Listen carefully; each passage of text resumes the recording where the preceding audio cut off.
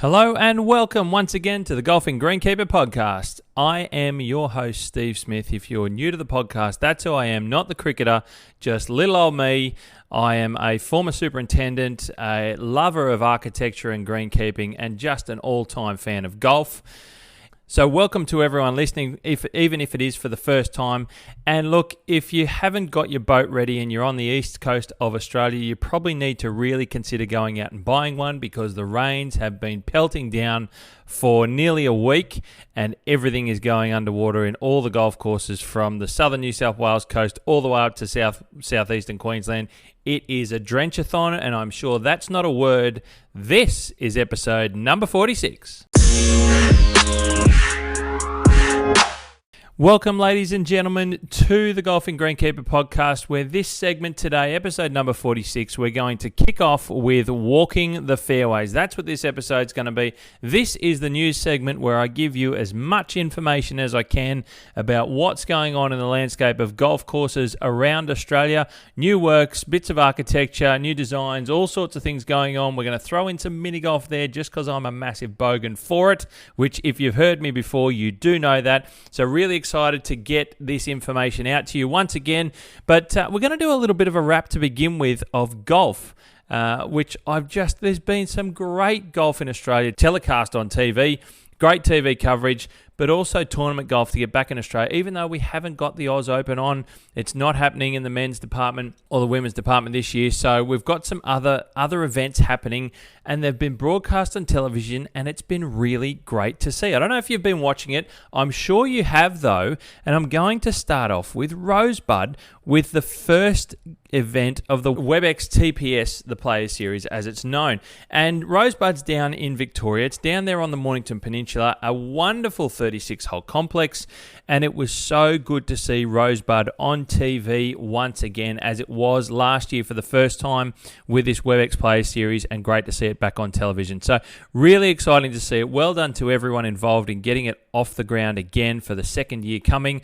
This TPS, or the Players Series, the WebEx Players Series, whatever name you want to call it by, it's a great event, mixed men's and women's competing at the same time against each other. Modified tee locations to allow for the minor differences between the players, but generally, and there's juniors involved as well. This is a great event for juniors to really get a feel for playing in tournament golf with some of their big names, some of their idols, some of the players that they've been looking up to in their early careers as young juniors playing quality golf. And it's bringing everyone together from all over the country, and they're playing some good courses. These are courses I'm excited about because they're not the big names that we often hear for the Australian Opens, men's and women's, the Royal Melbournes, the Royal Adelaides and the like. These are sort of the next tier down of golf courses, but they are still high-quality stuff. So they don't host the big major championships, but they're very, very good high-quality courses to play tournament golf on. And Rosebud is one of them. So it was really good to see Rosebud come through and for the first TPS event down there in Victoria. Very well regarded, and it was great to see a crowd out there as well. I didn't get to see it myself, this one. I didn't get the chance to throw the television on, but I've seen some images and some videos post the event, and it was fantastic. And it's a great complex for tournament golf, and really, really well established. And like I said, getting the crowds out there, getting people to go out there and casually watch tournament golf without the big crowds, without the big names, I think it's really good to see how golf is played out there in that level, and be part of it. Be up close, be intimate with these players, and watch golf at a different level. And that's something that I got last year when the family and I went to Bonnie Doon to see the Players Series there. And just walking the fairways, we had Savannah in the stroller, the wife and I were out there, and we had a great day. I certainly had more of a great day than the wife. I know Bree's not a huge fan of watching golf, but she enjoyed the walk and enjoyed watching out there on the fairways. It's something really different and really exciting. And that's where I actually first caught up with Lock and Leash before I learned about their travel and their trip. And you probably heard the second part of their journey just with my last podcast episode. But I move on. So it was great to see Rosebud on television again. Fantastic. And then the second event for the first time was held at Cobram Barooga on the Mighty Murray River. Now, that's a brand new part of the Player Series to have Cobram on the rotation, on the year's run. There's 4 events this year in the Player Series, and we've started off with Rosebud. Then we had the Murray River one at Cobram Barooga, which was great to see. And didn't the Player Series at Murray, it certainly didn't disappoint. It delivered in spades, and I've got to say, it was a mixed event like I've talked about before.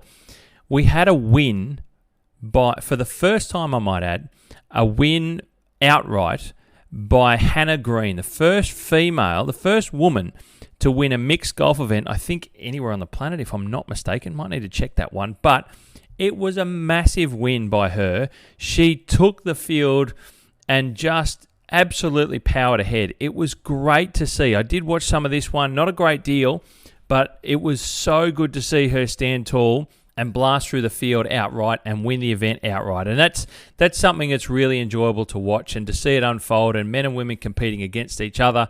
It was really exciting. If you haven't watched the Players Series, there's 2 more to come. So if you've got the chance to look at Fox, it's on Foxtel, it's broadcast, it's on KO, their online platform streaming service as well. This is far from an ad for those guys, but I'm all about watching tournament golf in Australia at the moment, and I don't care who's got it. I think it's a great thing. So if you get half a chance somewhere, get online, or even if you've got Foxtel and you're fortunate enough to be able to do that, watch it on Foxtel as well. There's great hours being shown and broadcast, and it's really enjoyable to see. Now, the good thing about the Murray River event was not only did Hannah Green win it outright, the first woman to do so, it was very, very interesting to see the junior event that's part of it. So part of the Player Series event is that we have juniors playing as well. And we had a young West Australian junior named Sheridan Clancy who took out the junior title. So we've got 2 females winning the outright main competition and then winning the juniors event. 2 females standing tall on the podium at the end of the TPS Murray River at Cobram. I've got to tell you, that is a fantastic outcome, a fantastic finish.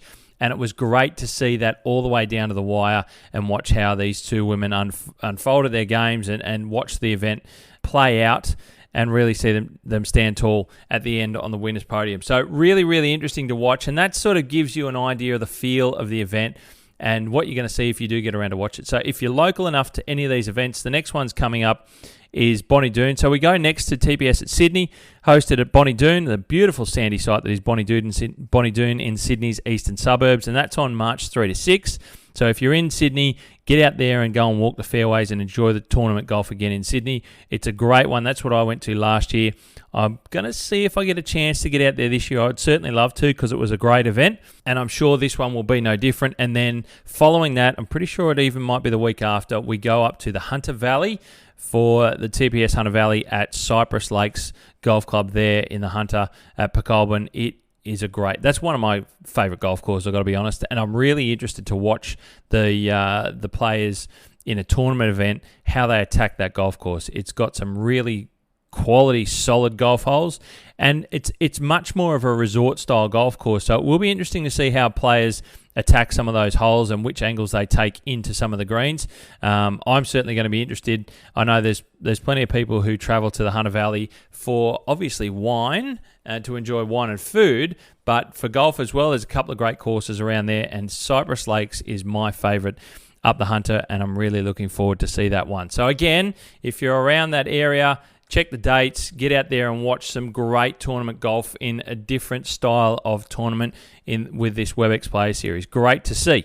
Now, let's not forget, we talk about all those courses with the Player Series. Let's not forget we just saw the awesome Victoria Open that was held at 13th Beach on the beach course there. The 36-hole complex has got the beach and creek courses.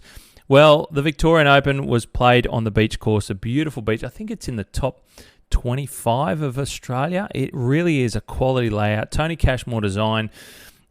This is a great golf course, and one that we watched unfold with Demi Papadatos take it out for the win, and wasn't that a great finish as well? And that, the beauty of the Vic Open is that the top 3 get a start at the Open Championship of this year. So, and that happens every year that it's been on for the last couple of years now. It's one of the things that they've arranged as part of, if you win, if you're in the top 3, you get a Guernsey, get a start at the Open Championship. And this year's going to be held at the one and only St Andrews. So we've got the top 3 finishers, obviously the number 1 being Dimi Papadopoulos with this one at the Vic Open. They are going to get a start at St Andrews later this year. It's really, really high-quality stuff, and the Vic Open never fails to impress. There's no two ways about it. So, look, that was a great event, another great golf course that we got to watch on television. I'm loving all these different types of Australian golf courses being played tournament golf on and being telecast and broadcast on TV. It's great to see. Gives us a chance to have a look at some of the courses that aren't these big, fully private golf courses that we can get access to. We can go out there and enjoy as well, which is great. This is what I love seeing, and I'm glad we're finally seeing it on television, showing off some of our great other golf courses in Australia. The one good thing about 13th Beach, it's such a magic golf club, 13th Beach, and the Bellarine Peninsula in general, west down there, southwest of Melbourne, it's fast becoming a fantastic golf destination with 2 courses, obviously, at the 13th Beach, which I've talked about, the beach and the creek course. Yeah, you've got Barwon Heads, you've got the newly renovated Lonsdale Links by OCM, you've got Curlewis, Queenscliff, which is on its own island called Swan Island. I think that's the 3rd golf course in Australia that I know of that's on its very own island all by itself. So that's an interesting one there at Queenscliff. And also you've got Clifton Springs, just to name a few around that Bellarine Peninsula, where you can certainly go and enjoy some great golf, be based down there. And you just heard all those courses I've named. You could spend a week down there and really, really enjoy yourself. And it's one of those ones that's certainly raising its profile, and it's really good to see. Now, one of the other things in tournament golf that I wanted to talk about is, don't forget, we've got the Athena, which is the women's event that's being held at Sandy Links, the great Sandy Links Golf Club across the road from Royal Melbourne there, down in Melbourne. You probably heard a few podcasts ago, I had Superintendent Jerry O'Callaghan on the podcast talking about her career and also Sandy Links. And if you listen to that, it's a public access golf course. If you've been down that way, if you've had a chance to play it, that is going to be on television. And if you haven't seen it, make a point, of getting a chance to go and see it. It's going to be broadcast on Fox and KO again. They've got all this tournament golf stitched up for this season on Foxtel. And, we at home, we've got Foxtel. I know plenty of people that do, but there is a much cheaper version access on the streaming services with KO. So it is hopefully accessible to more people on that streaming service as well. And I just think it's great that we're able to see some of these other golf courses like I talk about, and to be able to see the full layout, or a lot of the new Sandy Links on television with this women's event, the Athena, which is basically showcasing and challenging young upcoming female golfers, professional golfers, and the like. And it's really, it's a bit of fun as well. Different type of shots, challenges, different play challenges, holes. It's not a 4-round tournament. There's a bit of interest in here. It's something a little bit different, and I think you'll get a bit of enjoyment watching this one, as I did last year when it was up at Tweed Golf Club there on the Queensland-New South Wales border. It was a great event last year up there, and this one at Sandy Links is going to be no different. It's going to be just as entertaining, and I hope you get a chance to see that event on television and certainly see how good Sandy Links is looking there in Melbourne after its renovation. So great stuff. Now, I want to mention that you probably saw, if you saw my social media over the last week or so, I made the trip up to the Gold Coast with the family. I got up there to spend a little bit of time with the family, but also do a little bit of work. And I was going around having a couple of meetings with some people on the golf side of things. And one of those was that I met with golf course architect Richard Chamberlain. Now, you might recall that when I was chatting to Superintendent Mick Pascoe from Noosa Golf Club on my recent episode of Keeper of the Greens, that Richard Chamberlain is the man behind the master plan of Noosa Golf Club, which is great to see. So Richard's got some work going around on golf courses, doing some redesign of some areas, and Noosa with a full master plan over the next 8 years, as you heard me talk to Mick about, is a really good one happening there that Richard's behind. And on the back of my last Walking the Fairways segment of the podcast, I mentioned that Pacific Coast Design were behind a design of a new mini golf course called Putts at Chirnside Park Golf Course there in Melbourne. And at the time, I didn't know of any golf course architecture firms that had put their names to a mini golf course before. So part of me catching up with Richard Chamberlain up on the Gold Coast was that I'd had a conversation with Richard, who's based on the Gold Coast, and not only is the man behind the master plan of Noosa and other design works around Australia, but he has also designed a number of mini golf courses in recent years. 9, in fact, he tells me. So here I was talking about one design firm, Pacific Coast Design, that were doing a mini golf course, and I thought that was a bit of a revelation. So we were chatting away, and I was doing a bit of research around Richard as well, and I'd found that he'd done some design work of mini golf courses himself. So when we were chatting, he tells me that he's done 9 mini golf courses around Australia. That was very impressive to me. He's done, and I'll let you know what they are. I'm talking from, he's done KDV Sport on the Gold Coast, to Maroochy River Golf Club on the Sunshine Coast has got one of those mini golf courses that he's been behind the design of. Rich River Golf Club on the mighty Murray River. Kerr Lewis on the Bellarine Peninsula down in Victoria. All the way to Wembley Golf Course in Perth's western suburbs, to name just some of those mini golf courses that Richard Chamberlain has designed. Now, I was obviously blown away talking about all these mini golf courses that he's designed, and I was really interested to see and learn more about it, because I'm a mini golf fan, and you may well know that. And these mini golf courses in the design are getting better and better and better. And a key part of that, which unbeknownst to me, is Richard Chamberlain's design behind them, because I'd seen these ones. I'd seen KDV before, and I didn't realise that was his design. It was really interesting to me, and I wanted to learn more. So because I've been chatting about how good I think mini golf is, and it's a great way to get kids involved in golf, Richard wanted to show me another one of his latest creations. And this time it was at Meadowbrook in Brisbane's southern suburbs when I was up there at the Gold Coast just last week up there in Queensland. So I made the trip up and met with Richard at Meadowbrook, and which is a 27-hole facility. It's more of just a suburban style golf course. You'll get out there, plenty of golf holes to fit in. Plenty of golf to be had there. It's a big facility, but one of the things is it's got a 1-year-old mini golf course design that Richard was behind the design of.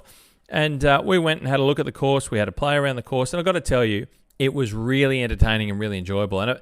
And it's sort of these mini golf courses done by golf course architects, full-size golf course architects. We're starting to see it's a different style of mini golf. It's, call it putt-putt, call it what you like. It was really, really interesting how it wasn't gimmicky with, like little things in the road, blocks in the way. You don't have to hit it too hard. There was a lot. Chatting to Richard, there was a lot behind the design of each of these holes, and something I never really considered until we were able to walk around there and talk about it at length, which I really enjoyed. We spent quite a bit of time on an 18-hole mini golf course there at Meadowbrook, and really learnt quite a lot, and I understood why and how these mini golf courses are getting better with the design of people like Richard. So something Richard's got a hell of a lot involved with his 9 mini golf courses that he's penned himself. And I think it's really interesting to see how mini golf evolves, and we're starting to see them pop up all over the place. With putts at Churnside, and there's I think this might be Top Stroke or something up at Oxley Golf Club, I think it is, and there's Shanks, and there's a whole heap of these new mini golf firms coming around. Some of them are designed by those companies and built by those companies. Some of them are designed by people like Richard and Pacific Coast Design, so full golf course architects branching off into mini golf. So it was really interesting and really exciting to hear about. I'm looking forward to seeing. I know that there's some more projects coming that Richard's designed as well, and I'll let you know a bit more about them when they've been officially announced. And until then, you'll have to stay tuned on Walking the Fairways so I can keep you informed of who's installing some of these mini golf courses. But exciting times ahead, and Richard is certainly one key driver behind this new style of design. And I've got to be honest, it seems like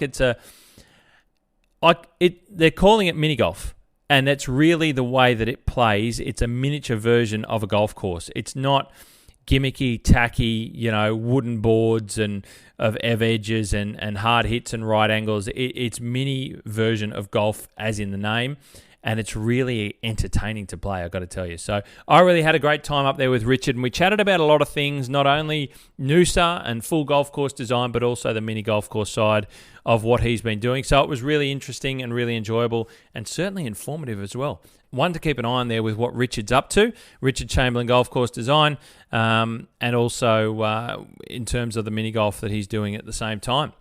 Now, we moved state by state, as I like to do with Walking the Fairways, and we're going to start off with Victoria. We're going to start down there at Kingston Heath Golf Club, where they have recently commenced construction of their new OCM-designed 9-hole short course. That's right, Ogilvy, Cockingham, Mead are the people behind this little 9-hole short course that's happening at Kingston Heath, and this is a really interesting addition to Kingston Heath. They've got a bit of spare land off the side of the clubhouse there on their block, where they've decided to utilise it in this unique way of coming up with a short course. It's basically, look, we're hearing about all these condensed versions of golf, and they're entertaining versions of golf, but also at a course like Kingston Heath and a club like Kingston Heath, it's a great practice facility. It really is, getting those, anything in from 100 yards or 100 metres and the like. I'm not sure what these distances of the holes at Kingston Heath will be at the end, but generally speaking, it's a shortened, condensed version, and it's great to get out there and practice your wedges, practice your short shots, different types of chip and runs, and we know it's on the sand belt, so we know we're going to see, the running game involved in some of their green complexes and things that you'll be able to practice there as members and guests. And I think it's really exciting to watch this one. So exciting times ahead for Kingston Heath, and one I'm sure any and all who are interested in this Sandbelt Club will be keen to see how it unfolds. So we'll keep an eye on that one, but construction has commenced, is my understanding, down there at Kingston Heath on Melbourne Sandbelt. Now we go slightly north. We're going to go to the ACT. I don't really seem to get a lot coming out of the ACT at the moment, but some of the news that I've heard, we're just going to kick off with Federal Golf Club in the nation's capital. And look, Federal Golf Club, it's a fantastic golf course, and they're getting some new work done resurfacing some of their tees. Now, the tees are being laser leveled first before being laid with, yet again, my favourite grass. If you haven't heard the podcast before, or if you're new to it, my favourite Mr. Versatile grass is Santa Ana Cooch. And that's what's going down on these newly resurfaced tees at Federal, which is great to see in my opinion. Now, you'll have to look out for the new tees at Federal next time you play there. And Federal's a great track. It's got a great name in the ACT there in Canberra. And one it's usually, for any travelling golfers, if they can get the opportunity to play Federal, it is nearly always on their list when you go into Canberra to play golf. If you've got a little golfing trip down that way into the ACT, Federal is a great club to play, and is certainly an enjoyable golf course getting around there in the nation's capital, that's for sure. So that's some of the work that's happening there at Federal. Always good to hear about. Now we go to New South Wales, my home state, where I always hear plenty of news, and we go straight up to the Port Stephens area, to Nelson Bay Golf Club in the Port Stephens area, just north of Newcastle, which is about 2 hours north of Sydney. If you're not a local in New South Wales, you're from somewhere else in Australia or indeed around the world. So you got a couple of hours north from Sydney into the beautiful Nelson Bay Golf Club. It's a 27-hole facility, big golf course, beautiful natural setting, bushland setting, quintessential bushland setting, I might add. It's fantastic out there at Port Stephens, there at Nelson Bay Golf Club. Now, they have recently resurfaced their 12th tee with an interesting grass choice for me, because this is all new. They've done it. It's been completed with Sir Grange Zoysia. Now, you might have heard, if you listened to a previous episode of the podcast I had with Superintendent Mick Pascoe, Keeper of the Greens, from Noosa. Well, they've been putting down Zoysia into their surrounds of some of their newly rebuilt greens and some of their newly rebuilt tees as part of that redesign master plan from Richard Chamberlain. Now, to hear about Zoysia going in south of Queensland, certainly south of northern New South Wales, is always interesting. It always raises my eyebrows to see how it's going to go. We don't have a lot of experience in Australia with Zoysia grasses, and it is interesting to see which clubs are trialling it, which ones are using it, which ones are testing it, and who's just going full-blown headlong into it. Like, they did a whole lot of work rebuilding a lot of the golf course, most of the golf course at Kalara Golf Club in Sydney, and they use zoysia on their green surrounds and also their tees, which was redesigned by Harley Cruz. There was a grass selection by the golf club to use zoysia there at Kalara, which is down in Sydney. That's quite a long way south of Queensland, obviously, and I haven't been back to see how that's performing, but it's certainly interesting to see who's deciding to try zoysia. So here we are at Nelson Bay on Port Stephens, and we've got this new 12th tee. There's quite a bit of shade around the 12th tee there at Nelson's Bay, and zoysia does pretty well. It copes quite well with shade as well. So it's probably why they've gone with this zoysia, to see how it goes. And I'll be interested to watch and hear about how these zoysia installations are going in some of these places that are further south than Queensland, because I am intrigued to hear about the performance of it and see how it goes. So that's what's happened there at Nelson Bay Golf Club. If you're up that way, you'll see it. You might be interested a little bit about it, how it looks, how it plays, and certainly how it performs as a tee surface. So that will be interesting to see. Now we head to Sydney, to Pymble Golf Club on Sydney's North Shore, and it gets yet another mention in this episode as they continue to smash out more new work as they move through their master plan of rebuilding and working through the golf course. Now, they've been busy working recently on the 3rd and 12th holes with an enormous amount of work being done as they persevere through the recent rains that I just mentioned on the very, very beginning of the podcast introduction, how much rain we're getting, and that they've been pushing through the rain that we're currently experiencing here in Sydney. Now, if you're a member or a guest of Pymble Golf Club, it is a private golf course, so you've got to be a guest of a member or a member there. In the near future, you are seeing some pretty good work being completed here. It will be interesting to see how the course will sit in the rankings when it's completed. Now, it's going to take a couple of years to finish all of the master plan that they're working through, but they have got a lot of work. And I think in the order of about the next 3 years, I believe, is what it's going to take before they're completely finished. So they're going to keep ticking through stuff, and it's looking great. It's looking very, very good. Exceptional work done by the team under Superintendent David Stone. And look, it will be interesting to see how all these things add up together to deliver a refurbished and redesigned Pymble Golf Club there on Sydney's North Shore. So it'll be interesting to see where it finishes. But if you remember, like I say, you're going through a hell of a lot of work at the moment, and they are kicking goals left, right, and centre. Now we head to Woolooware Golf Club. It's in the Sutherland Shire of Sydney, basically near Cronulla. If you're not familiar with that area, we're talking the south side of Sydney. Now, they've been doing a little bit of work repairing their bunker edges around some of their bunkers around the golf course. Now, I haven't mentioned Woolooware before, and it's interesting I like to mention courses that I haven't talked about before. They're doing some improvements around the place that I've heard about, and Woolooware is one of them. So if you're down that way and you've played Woolooware Public Access Golf Course, if you're down that way and you play Woolooware and you're seeing some of their bunkers improve, which is great to see, always a good thing when golf clubs are maintaining their bunkers properly and continue to improve them. And that's what's happening at Woolooware Golf Club down there on the Sutherland Shire in Sydney. Great stuff to see. Now, the start of February saw the reopening of the Mollymook Beachside course after the extensive upgrades across the whole 9 holes of that golf course. Now, that's under the umbrella of also the Hilltop 18-hole championship golf course that Mollymook has there on the sort of the northern side of town, and the beachside golf course is on the southern side, if you like, near the beach itself.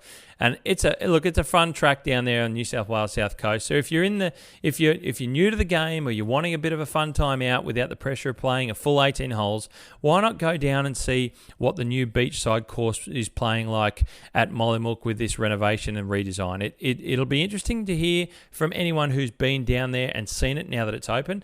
But by all accounts, I'm sure it's going to be an entertaining 9 holes. That was a bit of the idea, was a bit of an upgrade, a bit of a fresh start to the 9 holes down there on the beach side, and it's a very, very popular holidaying area. So I think that's what it's been geared towards, a bit more fun, a bit more enjoyment. People who aren't regular golfers, get down there, have a bit of fun, play 9 holes and get out after having played a short version of golf. So great to see, but that's now fully opened down there in Mollymook. So as the state is now basically open back up for travel, and as of, I think it's today, there's no more mask wearing, or it might be tomorrow or something. We're dropping it all from New South Wales. People are getting back to some sort of normality, whatever that is going to be in the future. And great to see that Mollymook Beachside Course is now open for play for the full 9 holes. And that's a quick wrap of New South Wales. Now we head up to Queensland, where I was the last week.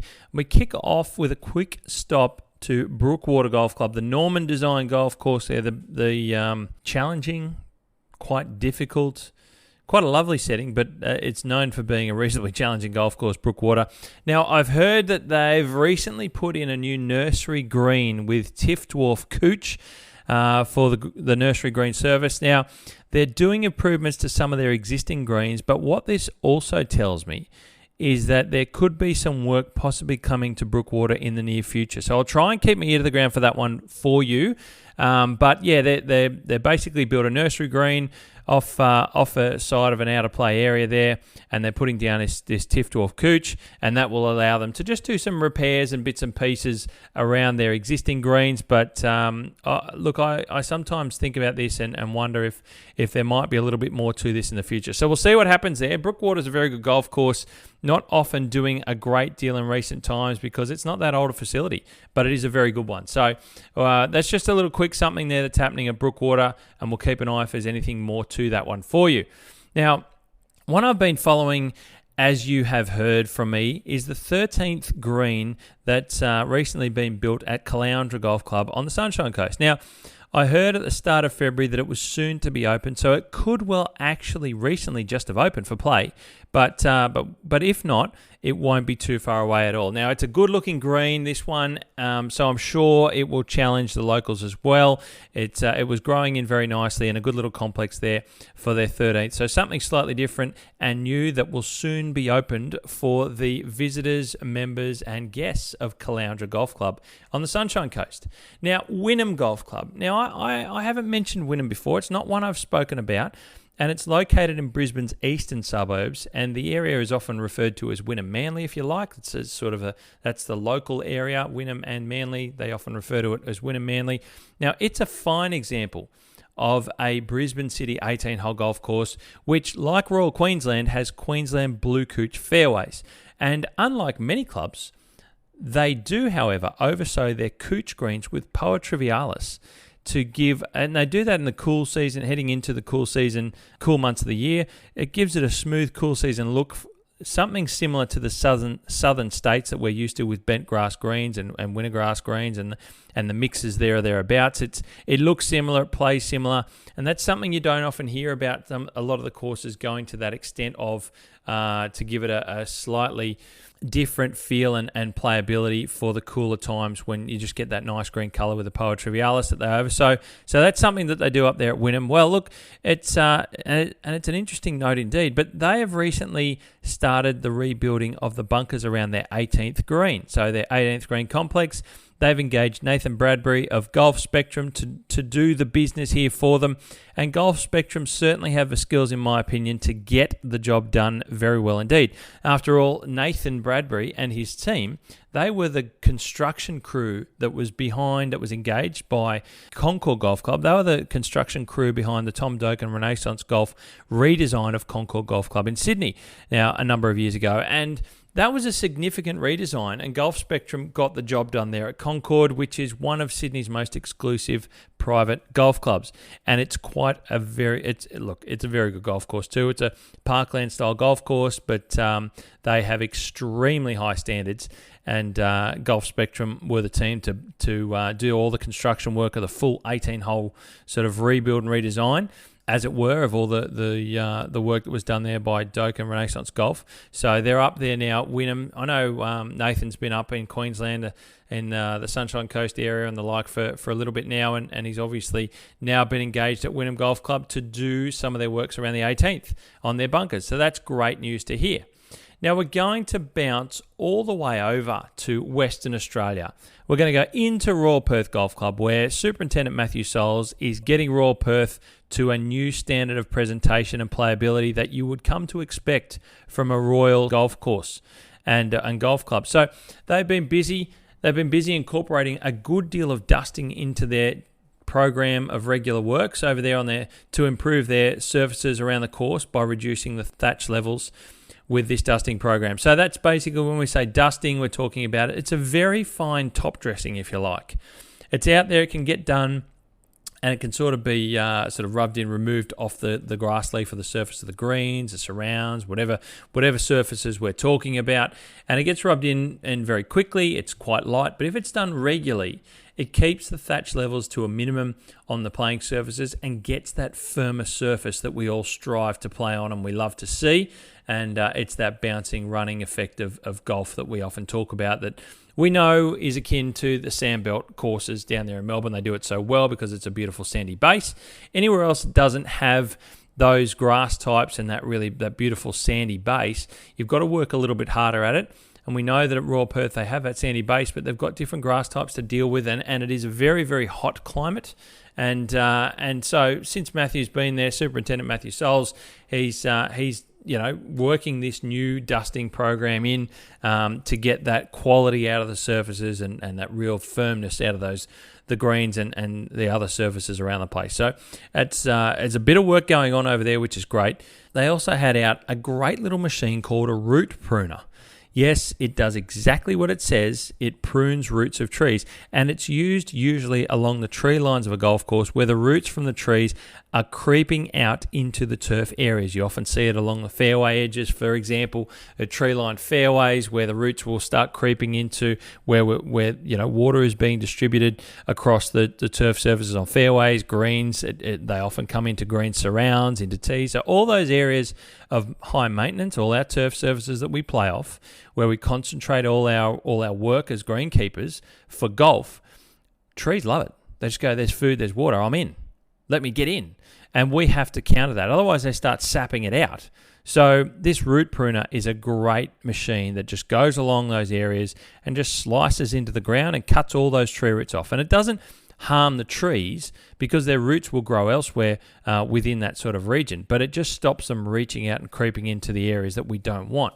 It's very visible with where these roots of the trees often creep to. It's very visible during times of heat and moisture stress on turf areas, and they, like I mentioned before, the tree roots just start sapping moisture away from the turf. So a root pruner is a great tool, and it keeps those roots away from those playing areas and the areas of concentrated work that we want to keep them away from. Now we're going to stay over in WA, and we're going to go to Point Walter Golf Club, which is on the southern banks of the beautiful Swan River, just to the southwest of Perth CBD. And they're now well into rebuilding their third green. Now there's lots going on for this little engine that could 9-hole golf course out of Perth. And this work is on the back of rebuilding their second green early last year. So there's good things happening at Point Walter. Little 9-hole entertaining golf course, got a mini golf course there as well. I believe it's got a driving range. So it's a little concentrated golf area where we can get out there, family, friends, kids, everyone can get out there and enjoy having a game of golf, getting into the sport of golf. It's a great way to start, and it's a public access facility. So it's good to see the 9-hole course over there at Point Walter in Perth improving, and we love to see it. So I'll give it a shout out there. The third green is happening at Point Walter. We come to the final state where I have news coming from, and that is Tasmania. And we go to Tasmania where I've certainly heard that the Ocean Dunes Golf Club on King Island. Now, King Island is part of the state of Tasmania. Now, that has recently changed hands. It's been sold. Now, it's one of the two most recently built and highly ranked golf courses on King Island, the other being that of Cape Wickham. Now, Ocean Dunes has been sold to a consortium that's based in Melbourne. Oh, phew. Thank goodness for that, I've got to tell you. When I heard it was up for sale, you never know who's going to invest in it, who wants to, thankfully it's not Clive Palmer, because we know what happened to some of those other golf courses, sadly, up there in Queensland. But it's gone to a consortium based in Melbourne. Now, not a lot is known about the consortium apart from them being based there in Melbourne, like I said. So I dare say that they will be well versed in golf, and I, for one, look forward to hearing about the future path of Ocean Dunes post this exchange of ownership. So it's going to be one to follow, and hopefully we'll see Ocean Dunes continue to stay and possibly even improve on the top ranking that's out. I think it's like number 6 or 7 or something in Australia's top 100. It's right at the very top of the tree, and it's a great it's another great reason to travel to Tasmania for golf. But it's recently changed hands, and that's a bit of news coming out of Tasmania. Now, I'll go to a bit of architecture news now, where I've heard a little bit coming from Ben Davey from Contour Golf, a golf course architect. Ben Davey, Contour Golf, has recently been appointed by Murrumbidgee Golf Club in Canberra's southwestern suburbs there in the ACT. Have recently been appointed to prepare a bunker master plan for the course and also to advise on a number of other course improvements. This one will be good to follow, as Murrumbidgee is probably a lesser known course in the Canberra district, but one that provides good golf for those that play there, and hopefully this will raise the profile of the club a little bit as well. Looking forward to seeing how this one unfolds, and like I said, I hope it does raise the profile of Murrumbidgee. It's a really enjoyable golf course. It's a well-maintained golf course, and when you go to Canberra, like I said, it's a little bit out of the suburbs, a little bit that we're used to seeing those ones close to the city centre, like the Federals of the world, like the Gold Creeks of the world, Ioannis and the like. This one's down the southwest, but Murrumbidgee is a good course to play. So if you are going to the ACT for a bit of a golf trip in the near future, make sure you keep Murrumbidgee on your list, because I think you'll enjoy playing it. I'll also talk about the Contour Golf, at the end of last year, one that slipped by me that I've just recently noticed was Warragee Links Golf Club there in Nowra, down in Sydney's, just south of Sydney, in the south coast of away from Sydney, southern New South Wales. Contour Golf and Ben Davey is looking to possibly, there might be some work coming out of that place as well. So he's down there at Warragee Links, is Ben.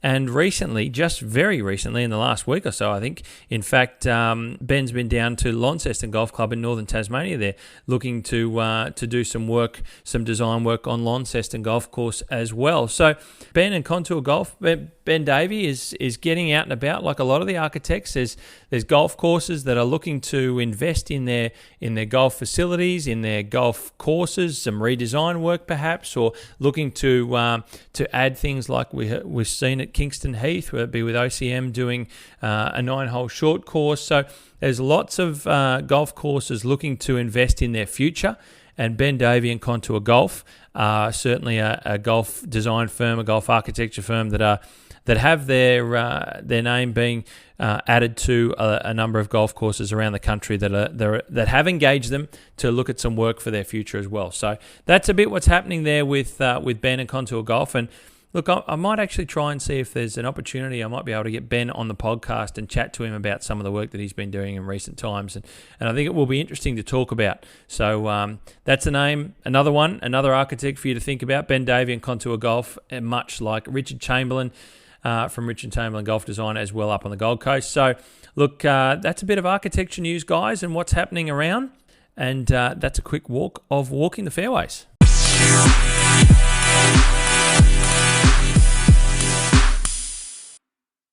Ladies and gentlemen, thank you once again for joining me on the Golfing Greenkeeper podcast, and I do hope that you got something out of walking the fairways. It's always great that I can deliver to you all the bits and pieces and news that's happening from across a number of golf courses, wherever I'm hearing news from around Australia.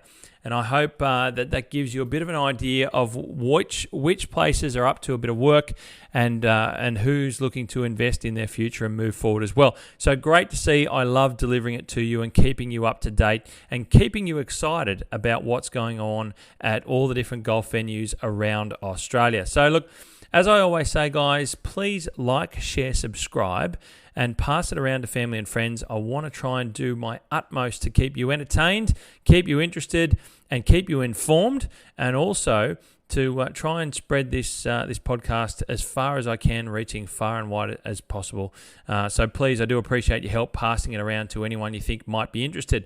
I also love bringing to you different interviews, bits of information. The Greenkeeper Shed will be making a return in the future. I'll give you some tips about how to read a golf course and how to get out there and play a little bit better while you're out there learning the game or trying to improve your game.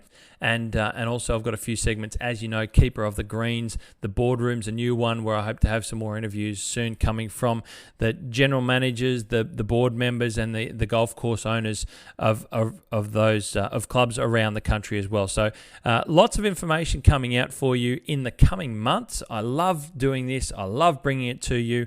And if you wouldn't mind, please leave a review. I really would appreciate those. Look, I won't ask for 5 stars, but without asking for 5 stars, I'm asking, aren't I? I suppose. So, look, I do appreciate a review. Any reviews, comments are greatly appreciated. So thank you again to those who have done so. And please don't be scared. Comment, DM me, write a post to any of my social media posts. I'm on Instagram, on Facebook as well, and Twitter. So look, please comment away. Happy to have a chat about a few things. I've had a lot of people reaching out to me, which has been wonderful. So thank you to everyone who has. I think I've got back to everyone that has commented. I love having a chat about all different things in golf courses and the like around everything that we can commentate about. I do love talking about it. And also, for anyone interested, any of you businesses out there, golf clubs, golf businesses that are in the industry, you're looking to get some exposure, some brand awareness, to get your name out there, trying to get that recognition, I do have some advertising space available on my podcast episode. You may have heard some of the segments that have paid sponsorship ads at the front of them. I do have availability there if you're interested. You can get in touch with me by any means, however you choose. Certainly, you can message me on Instagram or Facebook, or even via email, thegolfinggreenkeeper@gmail.com. So there is some advertising opportunities available to you out there. If you want to get involved with the podcast, I'm more than happy to chat with you about that. If you're any businesses, golf clubs looking to get your name out there a little bit more, we'll be able to work together, and certainly something that's there. So just get in touch with me and I can let you know more. I'll leave you with my wonderful little phrase that I always love to finish with. You hit 'em clean, we'll keep 'em green, and have yourself a lovely weekend.